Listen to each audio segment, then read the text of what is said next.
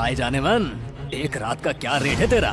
देश के सबसे बड़े बिजनेस टाइकून के बेटे अमन सिन्हा की ये बात सुनकर नैना के पैरों तले जमीन खिसक गई। उसने कांपती आंखों से अपने पति अथर्व की ओर देखा। कायर है ये, बस नाम का पति है, टीचर कहीं का। इसी के साथ नैना की आंखों के सामने 3 साल पहले की यादें तैरने लगी। 3 साल पहले खूबसूरत नैना की शादी उसके दादाजी ने गरीब फटीचर अथर्व से करवा दी थी। शहर में बदनामी के डर से नैना के माँ बाप ने इस रिश्ते को दुनिया से छुपा लिया और अपने ही दामाद को घर का नौकर बनाकर रख दिया। कहाँ मर गया बे निकम्मे? कामचोर, फटीचर कहीं का। 3 सालों से वो गालियां सहते हुए बस घर के काम कर रहा था, सिर्फ इसलिए ताकि अपने प्यार नैना के करीब रह सके। वैसे पिछले 3 सालों से अथर्व नीचे ही सो रहा था। नैना समझ गई थी अथर्व बस एक मासूम सा लड़का है जो कभी उसे नजरें उठाकर भी नहीं देखता, लेकिन वो ये नहीं जानती थी नैना के सो जाने के बाद वो उसे घंटों चुपचाप निहारा करता था। इस पार्टी में आने से 1 दिन पहले अथर्व नैना के कपड़े लेकर उसके कमरे में चला गया था। तभी तुम यहाँ क्या कर रहे हो? नहा कर निकली नैना के बदन पर सिर्फ एक तौलिया लपेटा हुआ था।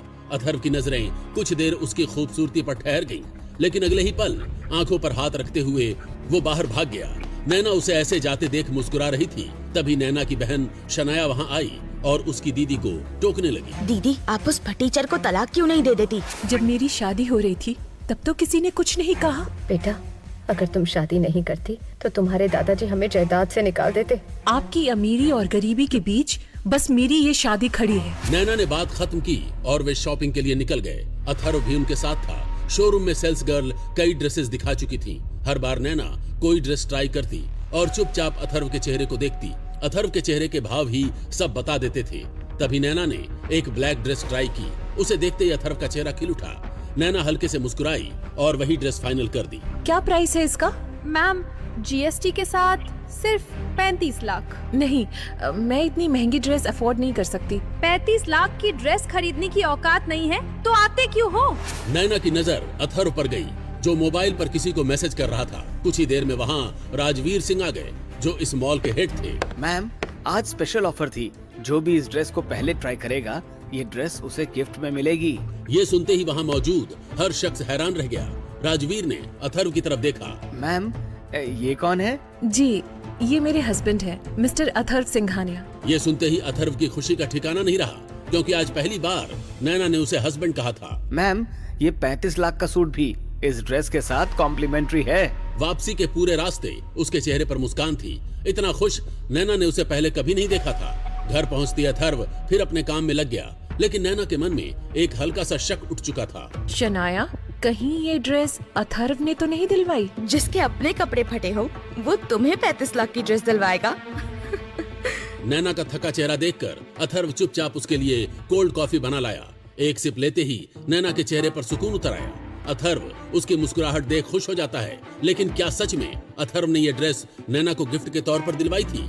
अगले दिन नैना की कजिन तानिया की रिंग सेरेमनी थी, लेकिन अथर्व बेचैन था क्योंकि नैना अभी तक नहीं पहुंची थी। तभी उसने नैना को हड़बड़ी में आते देखा। उसकी कलाई पर खरोच का निशान था और आंखों में आंसू थे।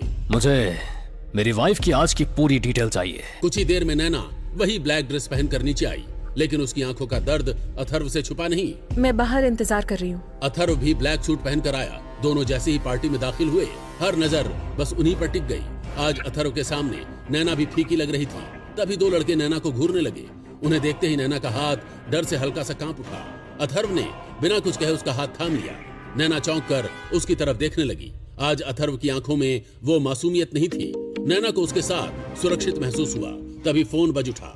सर, अमन सिन्हा ने बिजनेस मीटिंग के बहाने नैना मैडम को होटल बुलाया था और वहाँ उसने जबरदस्ती करने की कोशिश की, लेकिन मैडम किसी तरह बचकर निकल आई। ये सुनते ही अथर्व के अंदर गुस्से की आग भड़क उठी। तभी उसके फोन पर कुछ फोटो आए। अथर्व ने एक नजर में पहचान लिया। वो वही लड़का था जो अभी नैना को घूर रहा था। नैना अब भी डरी हुई थी। अब हमें चलना चाहिए। तभी सिन्हा के बेटे अमन ने आगे बढ़कर उनका रास्ता रोक लिया। आए जाने मन, क्या रेट है तेरा? हाँ? नैना की आंखों से आंसू बह निकले। उसे पता था उसका फटीचर पति कुछ नहीं कर सकता, लेकिन अगले ही पल अथर्व का मुक्का सीधे उस लड़के के सीने पर पड़ा। नैना हैरानी से देखती ही रह गई। अगले ही कुछ सेकंड में अथर्व ने बाकी सबकी हड्डियां तोड़ दी। चारों तरफ सिर्फ कराहने की आवाजें गूंज रही थी। ये हाल देखकर अमन खुद डर से कांप उठा। और अब अथर्व उसकी तरफ बढ़ रहा था। अथर्व, क्या हो गया है तुम्हें? 3 साल में मैंने तुम्हें कभी इतने गुस्से में नहीं देखा। 3 साल में मैंने तुम्हारी आंखों में आंसू भी नहीं देखे। जो तुम्हें रुलाएगा उसकी तो मैं। अथर्व ने गुस्से में एक जोरदार पंच अमन के मुंह पर जड़ा। उसके 4 दांत हवा में उड़ गए। नैना का परिवार जो 3 सालों से अथर्व को बेइज्जत करता आया था, आज अथर्व का ये रूप देखकर डर गया। नैना, रोको उसे। वो मिस्टर सिन्हा का बेटा है, उसे कुछ हुआ तो पूरा शहर जल जाएगा। वो नहीं रुकेगा माँ, वो मुझसे दीवानगी की हद तक प्यार करता है। अथर्व की नजर नैना की कलाई पर पड़ी, जहां अभी भी जख्म के निशान थे। अथर्व ने अमन का हाथ कसकर पकड़ लिया। इसी हाथ से छुआ था ना उसे। अथर्व ने अमन का हाथ पूरी ताकत से मरोड़ दिया। अमन की चीख गूंज उठी। उसी वक्त अमन का बाप सिन्हा वहां आ गया। वो आदमी जिसका नाम ही शहर में खौफ पैदा कर देता था, आज उसके बेटे को सबके सामने अथर्व ने पीटा था। मिस्टर सिन्हा, ये मेरे हस्बैंड है। मैं आपसे माफी। तुम्हारा सर किसी के आगे झुके, ये मैं बर्दाश्त नहीं कर सकता। तुझे मैं इतना मजबूर कर दूंगा कि तू खुद अगले 5 मिनट में मेरे जूतों पर नाक रगड़ेगा। अथर्व बस मुस्कुराया, लेकिन उसकी वो मुस्कान खौफनाक थी। वो आगे बढ़ा, सिन्हा के कोट से सिगार निकाली। नहीं सिन्हा, अगले 5 मिनट में तू मेरे जूतों पर नाक रगड़ेगा। सिन्हा कुछ बोलने ही वाला था कि उसका फोन बज उठा। सर, बर्बाद हो गए। हमारे 5 कसीनो सील कर दिए गए हैं। सिन्हा का रंग उड़ गया। उसने अथर्व की तरफ देखा। अथर्व ने लाइटर से सिगार जलाई। तभी दूसरा कॉल। सर, हमारे सारे सरकारी टेंडर टर्मिनेट हो गए हैं। एक और कॉल वेटिंग पर था। अब सिन्हा के माथे पर पसीना साफ दिख रहा था। उसका पूरा साम्राज्य ताश के पत्तों की तरह ठहर रहा था। सिन्हा ने घबराकर अथर्व की तरफ देखा। तभी रिजॉर्ट के बाहर सायरन गूंज उठे। एक के बाद एक 20 काली चमचमाती लग्जरी गाड़ियां आकर रुकी। पुलिस कमिश्नर, मिनिस्टर और कई बड़े अधिकारी उतर कर आने लगे। अरे, सिन्हा की पहुंच तो बहुत ऊपर तक है। मिनिस्टर, कमिश्नर और तमाम बड़े अधिकारी सिन्हा नहीं बल्कि अथर्व के सामने पसीना पोंछते हुए खड़े थे। साहब, क्या आदेश है? सबका मुंह खुला का खुला रह गया। नैना और उसकी पूरी फैमिली अपनी आंखों पर यकीन नहीं कर पा रही थी। वही फटीचर जमाई जो उनके जूते साफ करता था, ताने और गालियां सहता था, आज उसके सामने पूरा सिस्टम हाथ जोड़कर खड़ा था। सिन्हा के पैर कांपने लगे।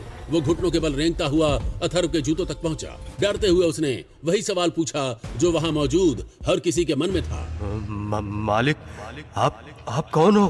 गलत आदमी से भिड़े हो सिन्हा। मैं कायर नहीं, फायर हूँ। इतना पावरफुल होने के बावजूद अथर्व घर जमाई क्यों बना? क्या मजबूरी में हुई ये शादी कभी प्यार में बदल पाएगी? जानने के लिए अभी इंस्टॉल बटन पर क्लिक करके डाउनलोड करें।